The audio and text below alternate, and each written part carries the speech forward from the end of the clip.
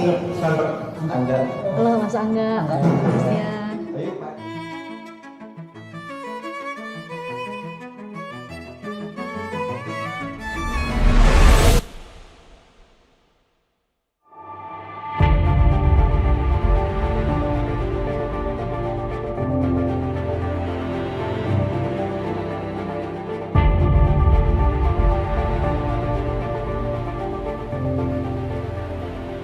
Jadi maaf kalau kemarin tadi ada orang asing masuk ke sini, kita sangat-sangat preventif, kita sangat-sangat aware, ya karena memang kita harus seperti itu. Ini cara kami mempertahankan ruang hidup kami. Ya betul, benar sekali rasa paranoid gitu ya dari warga masyarakat itu akhirnya kita salurkan ke dalam jadi jauh lebih bentuk yang positif. Ya takut boleh, jadi karena semua orang pasti punya rasa takut. Tadi juga kan abis beres posyandu nih, saya mau belum pulang. Terus ada di grup, ini ada drone di atas ini perbatasan. Saya kejar. Ini adalah salah satu bentuk kewaspadaan dari warga, dari semua pihak-pihak yang memang tidak menginginkan warga tenang gitu ya. Makanya semua warga sekarang posisinya adalah alarm berjalan untuk warga itu sendiri gitu. Merasa tidak aman gitu setiap saat ya? Buat kami di lokasi konflik gitu ya, memang mau tidak mau kami tidak bisa untuk menyandarkan kepada misalkan hanya Linmas ataupun bahkan kepolisian gitu atas semua keamanan di tingkat lokal kami gitu ya. Semuanya ya? Dari Semuanya, anak kecil, dari dewasa, anak kecil, bapak, dewasa. ibu. Kayak misalkan ada anak kecil, ya mungkin rekan-rekan bisa melihat gitu ya, banyak anak-anak bermain segala macam gitu. Ketika ada yang berseragam, entah apapun warna seragamnya, mereka pasti akan laporkan itu ke orang tuanya. Oh ya?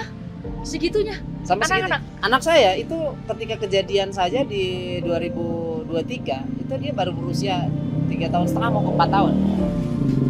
Ketika ada yang ngetok pintu rumah saya, karena rumah saya di depan. Pap, nanti dulu Pap. Di depan aku lihat itu polisi atau bukan. Saya nggak pernah untuk ngajarin hal seperti itu. Tapi semua anak-anak di sini tahu. Hanya tercetak dari satu momen, di satu malam hari. Karena ada penipu bernama Muller yang mau mengambil tempat kami, lahan kami. Apalagi waktu tanggal 14 Agustus itu, waktu malam itu. Wah, sedih banget sampai subuh kita nggak bisa keluar.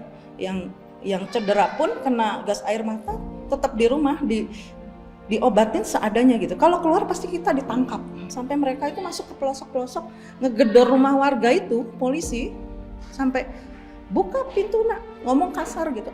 Sambil mata melotot kayak lagi, wah ngeri pokoknya. Selain itu, polisi juga mendobrak rumah-rumah warga untuk mencari pelaku aksi. Akibat kejadian ini, sejumlah warga mengaku trauma. 4 orang warga dilaporkan menderita luka akibat kejadian ini. Jadi banyak banget warga yang rusak barangnya sama polisi. Kalau misalnya Mbak semua coba bicara satu persatu sama warga itu, mungkin akan membuka luka lama, dan itu air mata mereka akan tumpah kalau bercerita tentang 14 Agustus, karena memang itu tuh kayak simulasi perang. Kayak simulasi perang tapi beneran gitu. Artinya apa? Itu kan membekas, itu melukai hati masyarakat. Mata kita, hidung, tenggorokan itu sakit banget. Udah kayak saya pun merasa baru seumur hidup merasakannya tuh kayak ada kayak ratusan jarum kena ke kulit kita tuh bukan bohongan gitu. Jadi karena gas air mata maksudnya? Iya, karena gas air mata, dan notabene ini gas air matanya sudah expired. Jadi itu efeknya akan lebih buruk dari gas air mata yang belum expired gitu. Ini gas air matanya ya ini cuma beberapa. Jadi berarti masuk ke permukiman kan? Betul, ini, kita hitung lebih dari 18 gas air mata ketika malam itu. Namun, Kapolrestabes Bandung, Kombes Budi Sartono mengeklaim bahwa lemparan itu bukan berasal dari petugas kepolisian. Bahwa dari kami sedang bernegosiasi, tapi tidak tahu mungkin dari belakang ada yang melempar sesuatu, dan kami yakinkan bukan dari kami. Tapi ya saya sih selalu mencoba untuk melihat dari sisi positif. dengan kejadian itu justru membuat warga kita lebih guyup, membuat warga kita yang tadinya tidak mau bangun dari tempat tidurnya, tidak mau keluar dari rumahnya, dipaksa untuk keluar, dipaksa untuk mempertahankan ruang hidup kami di sini, yaitu dengan bersama-sama menjaga ruang hidup kami.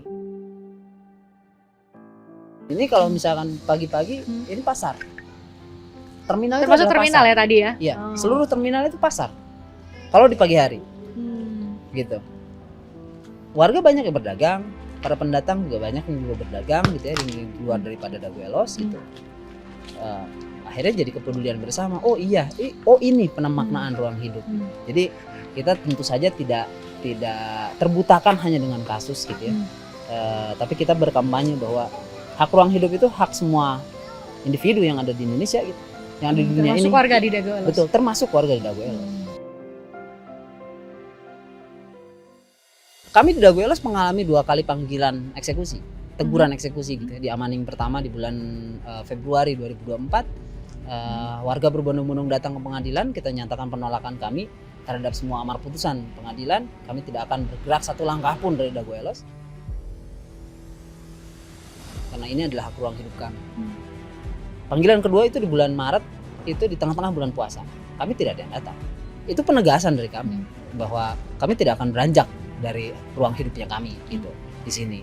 Ini bukan sekadar tempat tinggal ya? Betul, ini bukan sekedar tempat tinggal. Kalau masalah tanah dan bangunan, ya pasti akan kembali ke pribadi masing-masing, ke keluarga masing-masing, berjual dan lain sebagainya gitu. Tapi kita bukan hanya membicarakan masalah rumah dan bangunan, gitu. Kita membicarakan ruang hidup kami. Gitu. Di sini anak-anak semua bersosialisasi, keluarga dari satu keluarga, tetangga menjadi keluarga dan lain sebagainya. Gitu. Berpendidikan di sini, bermata pencarian di sini. Ya saling aja ya kita lihat aja posisi kita emang kayak gini gitu kan, dijelasin sejelas-jelasnya gitu. Kalau kita nggak melawan ya kita pergi gitu, jadi gembel gitu. Kalau yang mending kalau punya Pilihan lain. punya tempat tinggal pilihan, lain ya? kalau punya duit, kalau nggak punya ya ngegembel lah gitu kan. Walaupun cuma rumah 3 kali 3 meter ya sama kita berjuangnya sama kayak yang punya hektaran gitu.